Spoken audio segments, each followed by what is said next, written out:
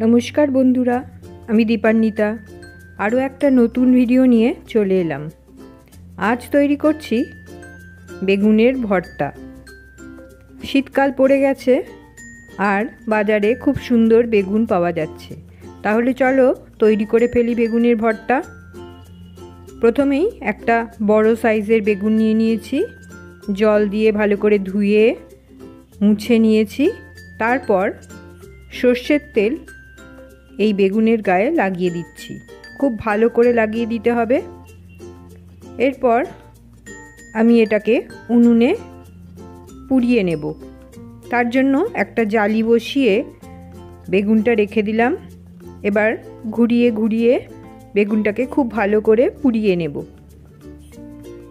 প্রতিটি জায়গা যাতে খুব ভালো করে পোড়ানো হয় সেটাকে লক্ষ্য রাখতে হবে। আমার বেগুন পোড়ানো হয়ে গেছে। এবার এর খোলাটাকে ছাড়িয়ে নেব। এর জন্য আমি ছুরির সাহায্য নিচ্ছি। হাত দিয়েও এই কাজটা করা যায়। একটু ঠান্ডা হয়ে গেলেই আঙুল দিয়ে তোমরা এই খোলাগুলোকে ছাড়িয়ে নিতে পারো। বেগুনটা যদি খুব ভালো করে পোড়ানো হয় তাহলে খোলা সহজেই উঠে যায়। আমার খোলা ছাড়ানো প্রায় হয়ে গেছে। এবার বেগুনের বোঁটার অংশটাকে কেটে আগে আলাদা করে দেব। তারপর আমি ভেতর থেকে বিচিটাকে বাদ দিয়ে দেব। আমরা এই বেগুনের বিচি পছন্দ করি না, তাই এটাকে বাদ দিয়ে দিচ্ছি। খুব সহজেই এই বেগুনের বিচি আলাদা করে দেওয়া যায়। দেখে নাও আমি কেমন করে করছি। যাদের বেগুন খেলে গলা চুলকোয় বা জিভে কুটকুট করে তারা এই বেগুনের বিচি ফেলে দিয়ে এটা ট্রাই করতে পারো। আমি বেগুনের বিচি আর খোলা সব আলাদা করে দিলাম। এবার বেগুনের ভালো পাল্প অংশটাকে নিয়ে কুচো করে নেব। রান্নাতে চলে এলাম।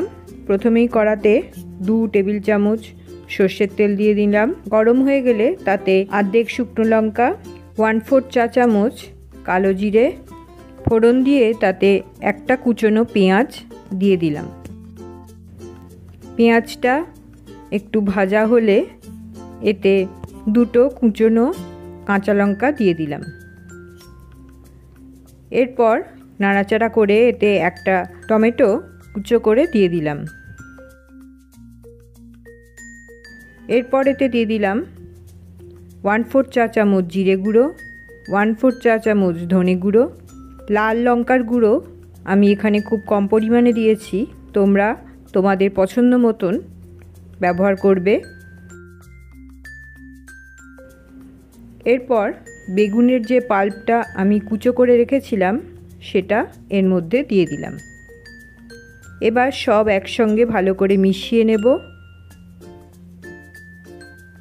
ভালো করে নাড়াচাড়া করে সব জিনিস একসঙ্গে যাতে মিশে যায় সেটাকে দেখে নিতে হবে। এরপর এতে দিয়ে দেব পরিমাণ মতন নুন, 1/4 চা চামচ হলুদও এতে দিয়ে দিলাম।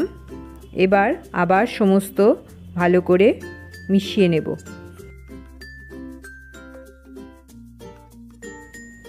এইভাবে নাড়তে নাড়তে মিশ্রণটা অনেকটাই শুকনো হয়ে আসবে। তখন এতে দিয়ে দেব ধনেপাতা কুচো। এবার নাড়াচাড়া করে একবার মিশিয়ে নিলেই আমাদের বেগুনের ভর্তা একদম তৈরি। এবার নামিয়ে পরিবেশন করে দেব।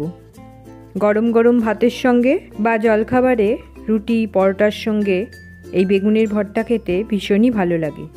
তাহলে রেসিপিটা একবার ট্রাই করো। আর ভালো লাগলে লাইক, শেয়ার অ্যান্ড সাবস্ক্রাইব করে আমার পাশে থেকো।